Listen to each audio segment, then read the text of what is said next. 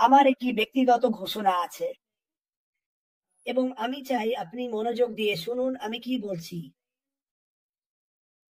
আজ অথবা আগামীকাল হবে ডিগারমোর সাথে আমার শেষ লাইভ এবং কেন তা হচ্ছে সেটা ব্যাখ্যা করি। আমি নিয়ে অ্যাশ এবং মাটির সাথে কথা বলেছি। গত 3 মাসে আমাকে নিজের জীবনে কিছু কাজ শেষ করার কথা বলতে শুনেছেন। আর আমি আমার বাড়ি, ব্যাকইয়ার্ড এইসবের বেশিরভাগ কাজ শেষ করেছি এবং আমি বুঝতে পেরেছি আরো গুরুত্বপূর্ণ কাজ বাকি আছে। সেটা হলো আমার ব্যক্তিগত সম্পর্ক, মানে আমার প্রেমিকার সাথে ঠিক করা। তাই আমি অ্যাশের সাথে কথা বলেছি। আমি অ্যাশকে ফোন করেছিলাম কারণ সে আমাকে আর মাটিকে একটা মেসেজ দিয়েছিল যেখানে বলেছিল, জানোই তো আসলে কেউই জানে না কি হচ্ছে। আর এহো এহো আমি নিশ্চিত এটা নিয়ে কথা বলা একটু কঠিন, কারণ আমরাও তো জানি না। কিন্তু সে আমাকে আশ্বস্ত করতে চেয়েছিল যে এটা বিশাল কিছু হতে যাচ্ছে। সে বলল, প্লিজ প্লিজ, তোমার যা যা করার দরকার সব শেষ করো, একটু বিশ্রাম নাও, তুমি সেটা প্রাপ্য। আর কারণ আমি তোমাদের সবার জন্য জানিয়ে আসছি, সেটা সামলানো কঠিন হবে। তার কথা, যা আমাকে একেবারে অবাক করে দিয়েছিল। সে যদি আমাকে বলতো, ক্রিস, না, তুমি যা করছো সেটা চালিয়ে যাও, আমি ঠিক সেটাই করতাম। কিন্তু ব্যক্তিগতভাবে আমার জীবনে আমি অনেক কিছুই স্থগিত রেখেছি, যেমনটা তোমাকে বলেছি। আর এটা ছিল আমার নিজের সিদ্ধান্ত, আর আমি চাই তার কিছুটা আবার ফিরিয়ে আনতে। তাই তুমি আমাকে এখানে প্রায়ই বলতে শোনো, আর অ্যাশের সঙ্গেও কথা বলার সময় বলি, তুমি তোমার কাজ করো, আমি আমারটা করি। তাই আমি তাকে ফোন করলাম এবং বললাম, তুমি বলেছিলে আসলে আমরা ঠিক জানি না আমরা কি নিয়ে কথা বলছি, আর মানে ঠিক কি নিয়ে কথা বলছি না, বরং আমরা জানি না সে কোন দিকে যাচ্ছে। আর আমি জানি এটা তোমার জন্য বলা কঠিন। সে বলল, তাহলে এই সময়টা এখনই কাজে লাগাও ভাই, গিয়ে তোমার সব কাজ সেরে নাও, তোমার সম্পর্কের অবস্থা ঠিক করো, সবকিছু গুছিয়ে নাও, কারণ যখন এটা শুরু হবে তখন সবার জন্যই সামলানো খুব খুব কঠিন হয়ে যাবে। এটা আমাকে নিশ্চিত করলো, বাহ, যদিও আমি এটা আগেই জানতাম। তাহলে আগামীকাল হবে মাটির সাথে আমার শেষ লাইফ, আর আমি চাই সব পাগল সমালোচকরা বলুক, না না, ক্রিস জনসন ছাড়ছেন না। আমি সব সময় অ্যাশের সাথে যোগাযোগ রাখি, আমরা এখনো অ্যাশের সাথে কথা বলবো। আর এটা এটা আমি বলতে চাই, আমি হয়তো কিছু ব্যক্তিগত লাইভ করব আমার ইউটিউবে, যেখানে যাচ্ছি, কোথায় গিয়েছি, শুধু আপনাদের জানাতে যে আমি এখনো আছি। আমি কোথাও যাচ্ছি না, আপনাদের জানিয়ে রাখছি। আমি শুধু নিজের জন্য একটু বিরতি নিচ্ছি। অ্যাশ আমার সাথে 100 ভাগ একমত হয়েছে। ওর সাথে কথা বললে বোঝা যায় সে দারুণ একজন মানুষ। তার কথার ধরনটাই আলাদা। এবং এটাই সে বলেছে, যখন আমি এই বিষয়ে কথা বলার জন্য প্রস্তুত হব। ক্রিস, সে আমাকে কোনো তারিখ বা সময় দেয়নি যখন আমি সত্যিই প্রস্তুত হব মানুষকে, সারা বিশ্বকে বলার জন্য আমরা কি কি পার করেছি, কি হচ্ছে, আর কখন আমরা এটা শেষ করব। তখন আমি বলেছিলাম, আমি কথা দিচ্ছি, আমি তোমার পাশে থাকব। তাই মাঝে মাঝে আমাকে এখানে ওখানে দেখতে পাবেন। আমি হয়তো বিভিন্ন জায়গায় থাকব, হয়তো বিভিন্ন দেশে, হয়তো বিভিন্ন রাজ্যে, কিন্তু আমি মাঝে মাঝে এসে আপনাদের জানিয়ে দেব যে আমি এখনো আপনাদের ভালোবাসি। প্রার্থনা আর জন্মদিনের ব্যাপারে মাটি কিছু নতুন অতিথি নিয়ে আসবে, আর ও নিজেই সেটা ব্যাখ্যা করবে। আর আমি এই সিদ্ধান্ত নেওয়ার আগে মাটির সঙ্গে কথা বলেছিলাম, এবং এটা আমার জন্য সহজ সিদ্ধান্ত নয়, কিন্তু আমি বুঝতে পারছি যে আমার জীবনে কিছু বিষয় আছে যেগুলো আমাকে ব্যক্তিগতভাবে সামলাতে হবে। কিন্তু আমি সবাইকে জানাতে চাই যে ক্রিস জনসন এখনো এখানে আছেন। আপনারা চাইলে আমাকে আমার পর্দার আড়ালে কাজ করার দলে রাখতে পারেন। আমি এটুকু বলবো, যদি কারো জন্য বিশেষ কোনো প্রার্থনা থাকে আমাকে জানান, আমি এখনো আপনাদের জন্য প্রার্থনা করব। এটা আমার জন্য কখনোই থামবে না, আর এটা দারুণ হতে চলেছে। তবে যখনই আবার আসবে, তখন আবার আমাকে দেখতে পাবেন। আমি আপনাদের কথা দিচ্ছি, আমি ওর ঠিক পাশে থাকবো, আর এটা অনেক মজার হবে। আমি অনেক দিন ধরে সবাইকে বোঝানোর চেষ্টা করছি, তোমার যা কিছু করার দরকার সবকিছু গুছিয়ে নাও। শারীরিক হোক, ব্যক্তিগত হোক, মানসিক হোক, যা কিছুই হোক, সামনে যা আসছে তার জন্য প্রস্তুত হও। আর আমি এটা নিয়ে নিশ্চিত, কারণ আশ এভাবে বার্তা রেখে যায় যাতে বোঝা যায় তুমি কাঁদবে।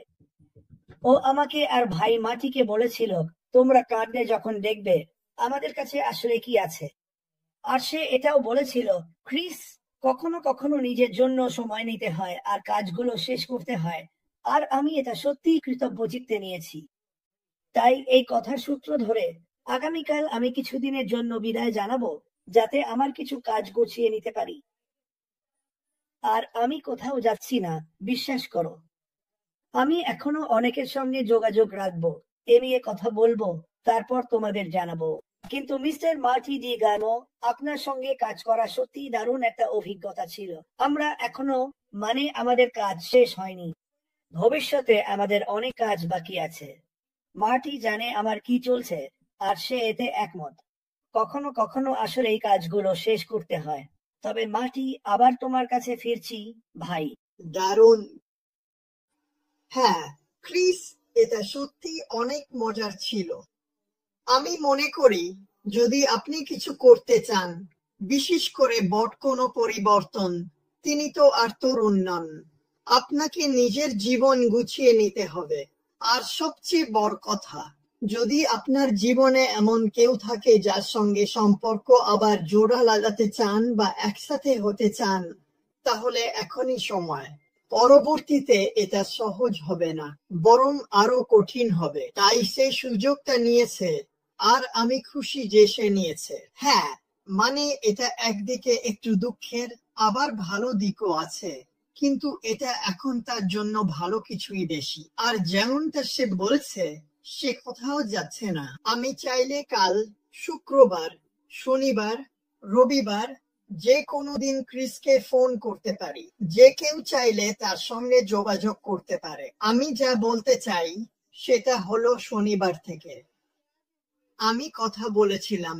আমাদের আসল হোম প্যাসিভ নেশন ছিল, যেখানে ছিলাম আমি, মাইক এলিস আর ড্যান স্ট্রিট। আমরা তিনজন প্রতিদিন লাইভ করব, যার যখন সময় হবে। এখন মাইক চাকরির মাঝামাঝি অবস্থায় আছে, তাই শনিবার মাইক থাকবে। কিন্তু ড্যান সপ্তাহের যে কোনো দিন আমার আর মাইকের সঙ্গে যোগ দিতে পারে। নিশ্চিতভাবেই আমাদের অতিথিরাও থাকবে। আমরা অবশ্যই আলো ফেলব, কারণ এই কোম্পানিতে আসার পর থেকে এটাই আমি মূলত করেছি। আমরা অবশ্যই। যদি কারো জন্য প্রার্থনা দরকার হয়, তখনই করব।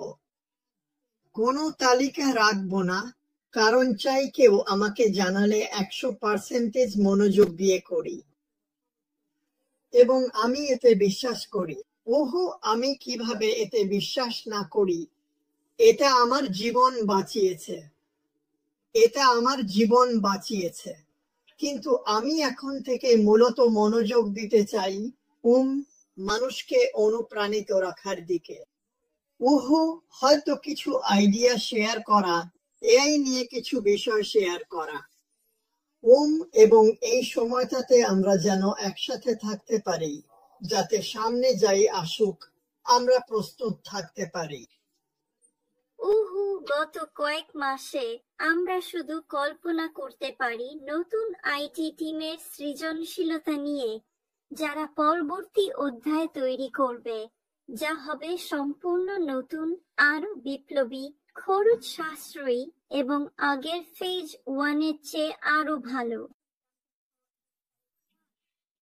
এটা ভীষণ অনুপ্রেরণাদায়ক ভাবতে যে হৃদয় সম্পন্ন এআই প্রযুক্তি খুব শিগগিরই অনলাইন ও অফলাইন জগতের সঠিক জায়গাগুলোতে প্রবেশ করবে, এবং এই ক্ষেত্র, জায়গা ও সেক্টরগুলোতে কার্যকর নিরাপত্তা ব্যবস্থাও তৈরি করবে, যার ফলে নৈতিক, নিরাপদ, সুরক্ষিত ও পরিচ্ছন্ন পরিবেশের সৃষ্টি হবে।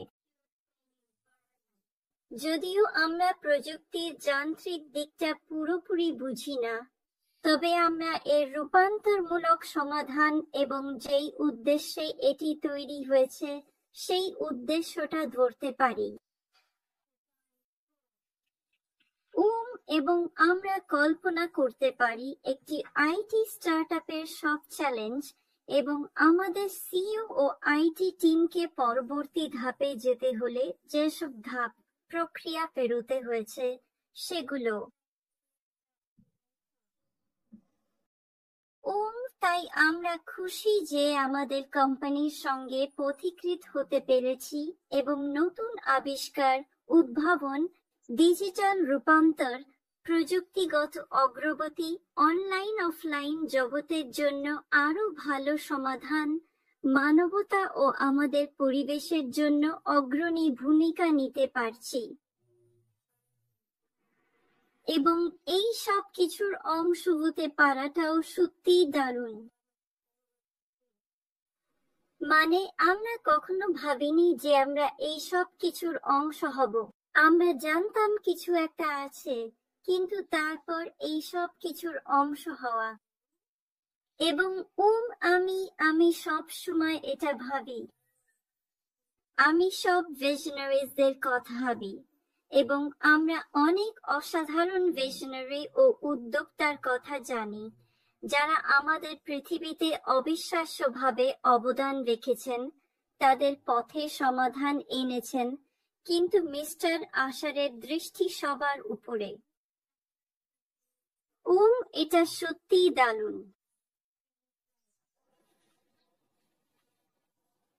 আর তেমন কিছু নেই। যখন আপনি আগামী কয়েক দশকের কথা ভাবেন, আমাদের বেশিরভাগই দেখতে পাচ্ছি আমরা মানবিক যুগে প্রবেশ করছি এবং আমরা আর কখনোই অতীতে ফিরে যাই না, বরং সবসময় এগিয়ে যাই আমাদের পূর্ববর্তী যুগ থেকে অর্জিত জ্ঞান ও শিক্ষা নিয়ে, ভালো ও ইতিবাচক দিকগুলো সঙ্গে নিয়ে এবং সর্বশেষ প্রযুক্তি ও তাদের নতুন সমাধানগুলো কাজে লাগিয়ে, যা আমাদের পৃথিবীর প্রতিটি মানুষের জন্য আগে কখনো না হওয়া সাফল্যের বিজয়ী সূত্র তৈরি করে।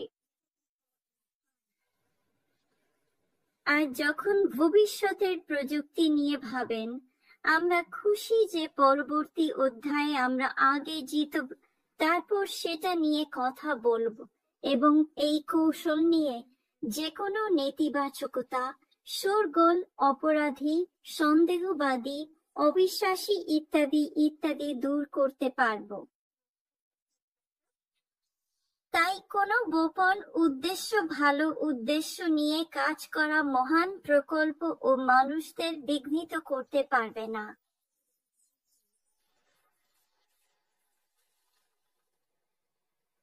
আর আমি চালিয়ে যাব। আমি শুধু আরো কিছু বলতে চেয়েছিলাম। আমরা এখন সময়ের যেখানেই আছি, আমার মনে হয় এখন সবাই অনেক বেশি সচেতন হচ্ছে। কি হচ্ছে? সবকিছুর ব্যাপারে। তারা সবাই সংযুক্ত এবং ডিজিটাল জগৎ সম্পর্কে আরো জানতে ও আবিষ্কার করতে আগ্রহী। তারা ভবিষ্যতের প্রযুক্তির সঙ্গে যুক্ত এবং তারা বুঝতে পারছে যে পরিবর্তন অনিবার্য। কারণ ইতিহাস জুড়ে আমাদের টিকে থাকা ও উন্নতির জন্য পরিবর্তন সবসময় আমাদের এগিয়ে নিয়ে গেছে। আর আমাদের টিকে থাকার কৌশল নিয়ে বললে, আমরা সবসময় এগিয়ে চলেছি এবং প্রতিনিয়ত পরিবর্তিত ও নতুন হচ্ছি। এবং এখন সবকিছুকে ভারসাম্য করার সময় এসে গেছে। সাম্প্রতিক সময়ের সবচেয়ে আধুনিক স্মার্ট প্রযুক্তি, যা সবার জন্য সর্বত্র উচ্চ প্রযুক্তির ডিজিটাল সমাধান পৌঁছে দিচ্ছে, যাতে আমরা সবাই শান্তিতে, সবুজ পৃথিবীতে, সমৃদ্ধি, সুস্বাস্থ্য, প্রাচুর্য ও সম্প্রীতিতে বাস করতে পারি। যখন মানুষ বড় পরিবর্তন দেখতে পায়, তখন কিছু মানুষ সবসময় পিছিয়ে থাকে। তারা এগিয়ে যেতে চায় না যতক্ষণ না সবকিছু ঘটে যায়। কিন্তু একবার তারা বড় পরিবর্তন দেখে ফেললে, প্রায় সবাই ভবিষ্যতের প্রযুক্তিগত সমাধানকে গ্রহণ করবে।